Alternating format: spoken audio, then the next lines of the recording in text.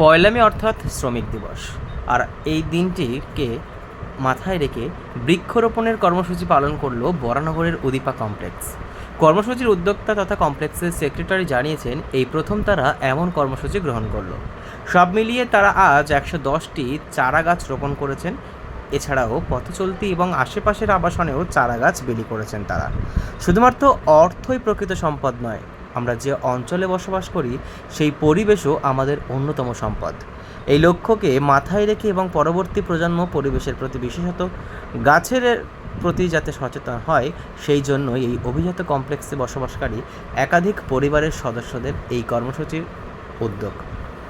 তবে তারা এটাও জানান যে গাছ লাগান প্রাণ বাঁচান। বর্তমানে সময়ে আমরা অনেক উন্নত হলেও আমরা নির্বিচ্ছেদে গাছ কাটা দেখছি এবং বনাঞ্চল ধ্বংস, বিভিন্ন প্রকৃতির উপর অত্যাচার আমরা দেখছি। কিন্তু প্রকৃতি যে তার অবলীলায় বয়ে চলে, সে যখন অত্যাচার শুরু করে তখন আমরা সাধারণ মানুষ কিন্তু সহ্য করতে পারি না। তাই তার উদাহরণ এই বিশ্ব উষ্ণায়ন। এই বিশ্ব উষ্ণায়নের জন্য দায়ী কিন্তু মানুষ, কারণ প্রকৃতিকে ধ্বংস করার মূলেই এই জনবসতি। তাই আগামীর দিন যাতে সুস্থ সবল সুন্দর পরিবেশের মধ্যে আমরা বসবাস করতে পারি, সেই জন্য পরিবেশ সম্পর্কে সচেতন সকলকে হওয়া উচিত। এরকম খবরের জন্য চোখ রাখুন জনতার কণ্ঠের পর্দায়। কন্ট্রিবিউশন দিয়ে আমরা এটাকে সবুজ রাখতে চাই এবং করতে চাই, যাতে অন্যান্য রেসিডেন্সিয়াল কমপ্লেক্সেসের কাছে এটা একটা এক্সাম্পল। আমরা 110টা গাছ পুঁতেছি। এটা তো শুধুমাত্র শুরু, এরপরে আমরা আরও গাছ লাগাবো। আজকে আমরা 110টা সুপারি গাছ লাগিয়েছি। আগামী দিন আমরা 1 মেটাকে আজকে আমরা ঠিক করলাম যে এটাকে আমরা বৃক্ষরোপণ দিবস হিসাবে ধরে নিলাম, উদ্দীপার। এবং মাঝখানেও আমরা প্রত্যেকটি 15 আগস্ট এবং ছোটো ছোটো যে আমাদের সমস্ত সেলিব্রেশনগুলো হবে, আমরা গাছ লাগাবার কর্মসূচি রাখবো। কন্টিনিউ থাকবে? একদম থাকবে। আমাদের যে কোনো দিনই আমরা যেটা এখানে ঠিক করি, সে দিনটা আমরা পরপর বছর ধরেই সেটাকে পালিত করি। আপনার নাম? আমার নাম doctor Sunanda Basu. Pictures for Uddipa, clean Uddipa, green Uddipa. May দিবস মানুষ তো ভুলতে বসেছে, কিন্তু শ্রমিকের স্বার্থ রক্ষা করার জন্য মে দিবস তৈরি হয়েছিল।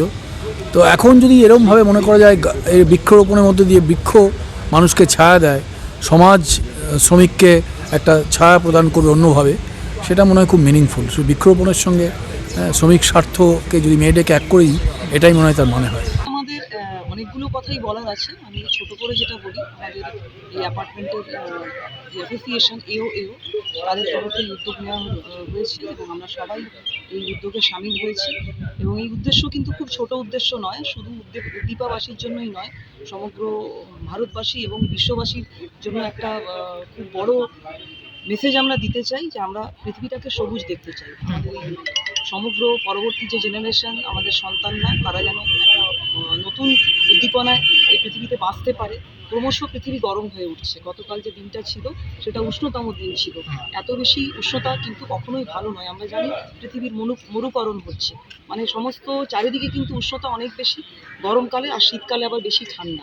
এই বিষয়টা যেটা হচ্ছে তার মানে পিছনে কারণ তো অনেক আছে, সেই আলোচনায় এখন আমরা যাব না। মূলত আমাদের উদ্দেশ্য একটাই, পৃথিবীকে বাসযোগ্য করে যাবে। তার একদম সহজ রাস্তা হচ্ছে গাছ লাগানো, যা আমাদের অক্সিজেনকে বাড়ায় এবং এত বেশি গরমটাকে খানিকটা কমাবে। এখানে অলরেডি আপনারা দেখতেই পাচ্ছেন পুরো কমপ্লেক্সে প্রচুর গাছ রয়েছে, ওইদিকেও রয়েছে। তো আমরা এইভাবে আজকের দিনটা বেছে নিলাম। আজকের দিনটা শ্রমিক দিবস, পয়লা মে, এবং একটা বিশেষ দিনে আমরা কাজটা শুরু করলাম এবং এটা চলবে। কন্টিনিউয়াস সুন্দর করতে চাই পৃথিবীকে এবং বাঁচার। এটা দেখুন, এই প্রসঙ্গে একটাই কথা বলবো, গরম তো ভীষণ বাড়ছে।